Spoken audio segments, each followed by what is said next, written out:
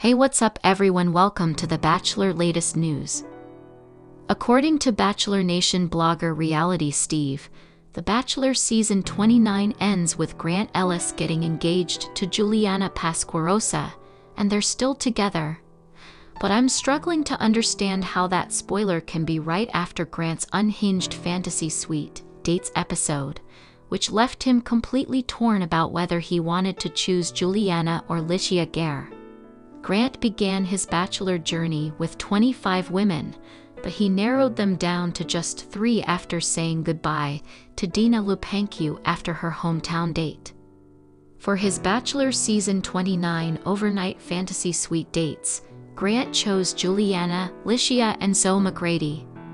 After 3 successful dates, he chose to send Zoe home, which I didn't think was surprising because he didn't have as strong of a connection with her. In fact, she hadn't even had a one-on-one date during the season. However, now that Grant has chosen Juliana and Licia for his final 2 women, I don't understand how it's possible that he proposed to Juliana instead of Licia, and I wonder if he's still engaged. In an Instagram post, Reality Steve revealed that Grant is engaged to Juliana, but I don't understand how that can be if he seems to be head over heels in love with Licia. He even made the distinction of telling Juliana that he was falling in love with her. But he actually said the words, "I love you," to Licia. I'm wondering what changed to give Juliana the edge over Licia when Grant has seemed to be leaning toward choosing Licia all season. At the end of Grant's Fantasy Suites episode, he was very upset because he said that he loved Licia, but he was also falling hard for Juliana. He didn't know what to do. I gasped when Grant asked if he should stop there and pick Licia, or if he should continue to pursue Juliana too. I hoped that he would end the show early and choose Licia, because it would show that he was sure of his decision. However, Grant decided to continue to explore his relationships with both Licia and Juliana. Still, I don't understand how he ended up proposing to Juliana if he fell in love with Licia, and he even considered leaving with her before the season ended. I wonder if Reality Steve's spoiler is wrong like it was last season, when he insisted that Joey Graziadei had proposed to Daisy Kent up until the last weeks of the season, when Joey was actually engaged to Kelsey Anderson. Grant is so torn between Juliana and Licia that I feel that it's a sign that he doesn't really love either of the women enough to get engaged. I believe that he should be 100% sure about his decision by now, and the fact that he's not might mean that he didn't get engaged. Reality Steve might be right that Grant chose Juliana, but perhaps he didn't propose because he simply wasn't ready for such a huge commitment. Maybe they left in a relationship instead. It's also possible that Reality Steve is wrong about Grant getting engaged at all, and maybe he left the show alone. I wouldn't like to see that because this was his biggest fear from the beginning of the season, but he has so much doubt that I wouldn't be surprised if he decided that he couldn't choose between the 2 women and ended up picking no one. This would be very disappointing and sad. But I think it actually makes more sense than Reality Steve's spoiler that he's engaged to Juliana. No matter what happens, I feel that Grant's Fantasy Suites episode was unhinged. Perhaps it was just the way that the producers edited it, but I can't believe that Grant could be so torn between Licia and Juliana, but later proposed to one of them just a week later anyway. It seems as though he was forcing himself to make a decision that he wasn't ready to make. Another possibility is that Reality Steve's spoiler was correct, but has since changed. I think it's possible that Grant might have proposed to Juliana, but after she watched back the season and saw how unsure he was the whole time, she broke up with him. I noticed how uncomfortable Grant seemed at the end of the Women Tell All episode, when host Jesse Palmer showed a preview of the end of the season. It's possible that, in the months between when the finale was filmed and when the Women Tell All taped, that Grant and Juliana broke up. If I were Juliana, I'd be devastated as I watched back The Bachelor season 29. I wouldn't want to be engaged to someone who was ready to end the season just days before to get engaged to another woman. I know that's what they signed up for, but it's rare for a bachelor to be this conflicted so close to the engagement.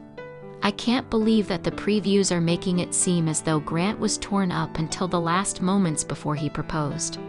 I can't imagine that Juliana would be okay with that, and I believe that it's possible that she broke up with him because of it. I also wouldn't be shocked if, because he was so torn, Grant ended up following in the footsteps of previous bachelors and changed his mind and is now in a relationship with Licia. Jason Mesnick famously broke up with Melissa Rycroft after proposing to her and went back to his runner-up Molly Maloney, while Ari Luyendyk Jr. did the same thing with winner Becca Kufrin and runner-up Lauren Burnham. Both ended up marrying their second choice in the end. When someone is as confused as Grant is, anything is possible. Although Reality Steve spoilers are usually pretty reliable, I think that it's highly possible that his information about Grant's Bachelor ending might be wrong. I don't understand how Grant can be engaged to Juliana when he seems to have a much stronger connection with Licia. I also believe that if Juliana did accept his proposal, that it's possible that after seeing that he was in love with Licia, and he told her those 3 little words first, she broke off the engagement. I hope that none of these things are true, and that Grant and Juliana are happily engaged, but it's hard to believe based on Grant's chaotic fantasy suites episode. The Bachelor season 29's Grant Ellis wasn't given a fair shot as the show's leading man, and I believe that it was due to the incredible amount of responsibility that he felt not only during his overnight fantasy suite dates, but as the second Black Bachelor. Grant, a now 31-year-old day trader from Newark, New Jersey, got his Bachelor Nation start in Jen Tran's Bachelorette season. He began his Bachelor journey with 25 women, and he's now narrowed them down to just 3: Juliana Pasquarosa, Licia Gare, and Soma Grady. Throughout The Bachelor season 29, I've watched Grant struggle in the role. He doesn't seem to understand why the women get upset with him when he does things such as allowing the other contestants to steal him away for long periods of time on group dates and participating in public displays of affection in front of the other women. At first, I thought that Grant was doing a terrible job as the Bachelor, but then I realized that he never really had a fair chance on the show because his sense of responsibility was hanging over him like a dark cloud. Ahead of Grant's overnight fantasy suite dates episode, he appeared on the March 6 episode of the Viall Files podcast, hosted by former Bachelor Nick Viall and his wife, Natalie Joy. Grant admitted that fantasy suites are tricky, but he thinks that he handled himself very well. He also revealed that he'd been celibate for a year before The Bachelor, due to being hurt in a past relationship, which had lasted for 7 years. Still, Grant didn't shy away from kissing during his season, and he owned up to the fact that he kissed many women during the show. However, he shared that during the fantasy suites, he really reserved himself because when you get physical intimacy involved, it changes things. Grant added that there could be red flags in a relationship, but after being intimate with a person, everything's wonderful. Because of this, Grant really tried to be responsible in his final days on the show. He said that he didn't go into the fantasy suites, saying that he wasn't going to be intimate, but I had to know that this person was my person in order for me to engage. And at that point, I didn't know who. When Natalie asked Grant if that meant that he hadn't been intimate with any of the women, he responded, "I didn't say that directly. I didn't say I didn't do other things, but I handled myself well, you know." Because Grant felt such a strong sense of responsibility during his fantasy suite dates, It's possible that he didn't give himself a fair chance to get closer with the women because he was following his head more than his heart. Grant also shared that, because he was only the second black man ever to star in The Bachelor after Matt James' groundbreaking season, he felt so much pressure. He shared, "There's also an extra added pressure on being the second black bachelor ever. You think that you have to make a decision based off of what people would want, or this or that, but you have to go with your heart. And I think I did that." Grant shared that he worried that people would judge him about the fantasy suites, stating that there was the pressure and the stereotype because he was the second black bachelor.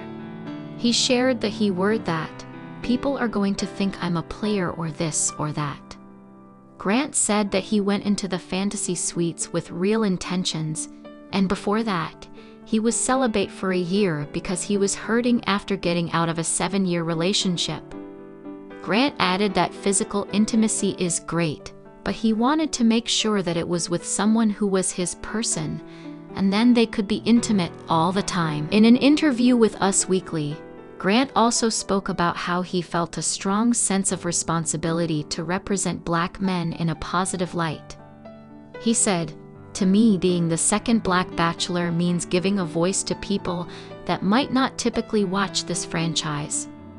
They might see me and resonate with the way I speak or some little things that I say." Grant added, "Sometimes in culture, it's not looked at as cool to be really smart. I want people to see that and be like, okay, you could be a black man and you can take your education seriously. I just want to be a role model. What excites me is people seeing my story, my life struggle, everything I've been through that led me to be the man that I am." Grant also expressed that he wanted to be an example for others to follow. He said, "What excites me is people seeing my story, my life struggle, everything I've been through that led me to be the man that I am. I lived in Newark, NJ, which is a really tough neighborhood.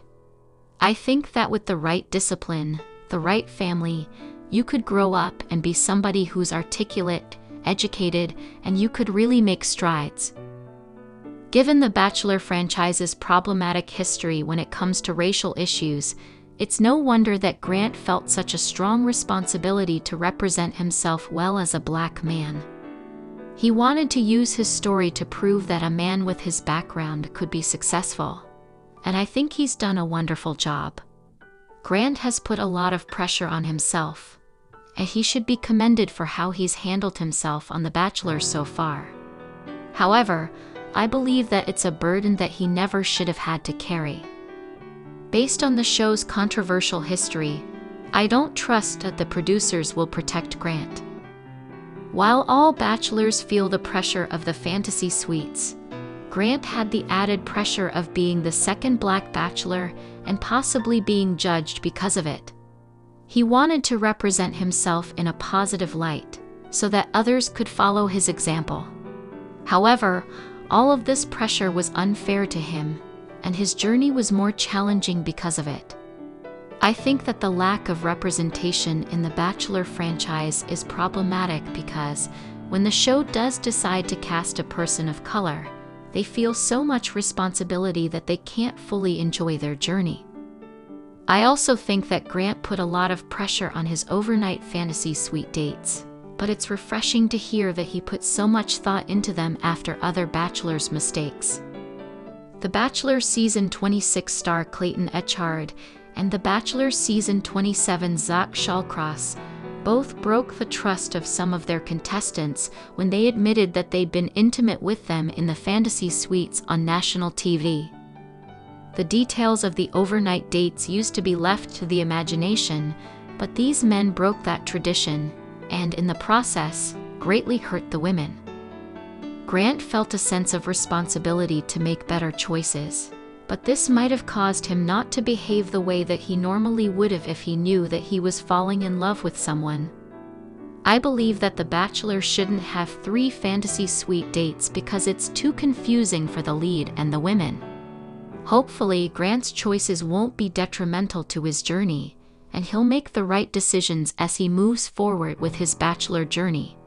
However, it almost seems as though Grant was trying to make up for past Bachelor's mistakes, and he put way too much pressure on himself in the process.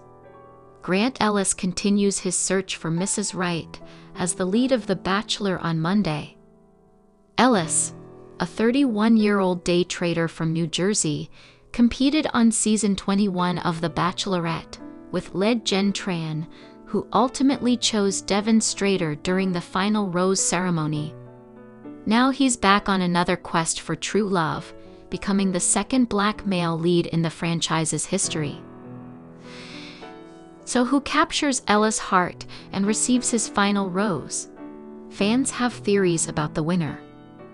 Steve Carbone, aka Reality Steve, is a well-known TV and Bachelor Nation blogger.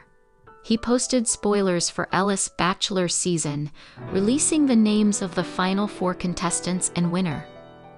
Carbone reported in a January 16 Instagram post that Zoe McGrady was eliminated from the final 3, leaving Licia Gare and Juliana Pasquarosa as the final 2 contestants. Juliana Pasquarosa ultimately received Ellis' coveted final rose, per Carbone. The blogger said the couple is engaged.